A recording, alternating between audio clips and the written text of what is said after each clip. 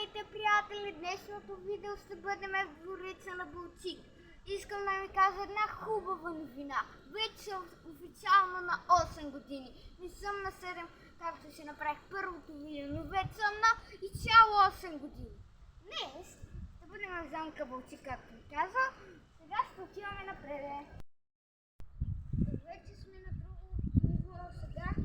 Ето тук има една картинка за снимата, вижте. Има и много различни кактуси, ето ги, само да внимавам да не ги пипна, ето ги. Искам само да ви кажа една тайна. Една тайна искам да ви кажа в ъгъла. Една тайна. Само искам да ви кажа хората, тук изобщо не ми е забавно.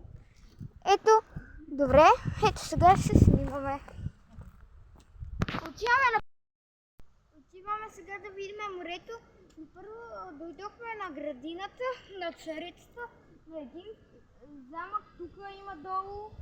И сега ще видим морето, точно там се крие замъка. И тук тя се разхождала по градината с цветя. Знаете каква тайна ви казах преди, така че мълчете. Сега това сме до морето, ето до морето.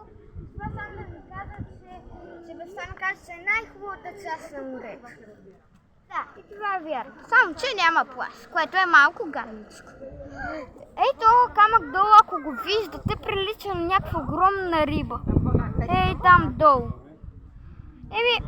Това беше долу морето, така че ще се видим пак, когато видим следващата забележителност. Здравейте, приятели, сега е следващата забележителност. Нека да ви я покажа. Следващата забележителност е морето.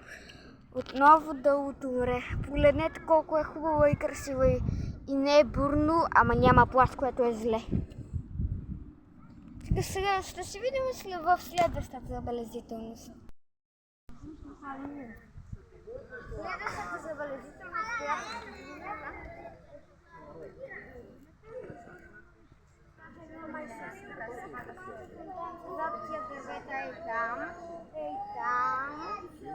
и тук е едно малко басейнче, където се стъпва.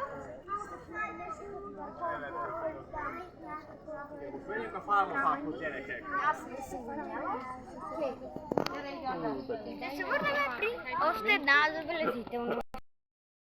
Ето ме хора отново. Тук искам само за последен път да ви покажа морето, защото завършвам видеото. Ето тук, погледнете го, хубаво е, нали? А тук се създава виното, ей тук точно, ей тук се създава виното. Това е от моето видео днес, хора. Дано да сте доволни. Така че, чао!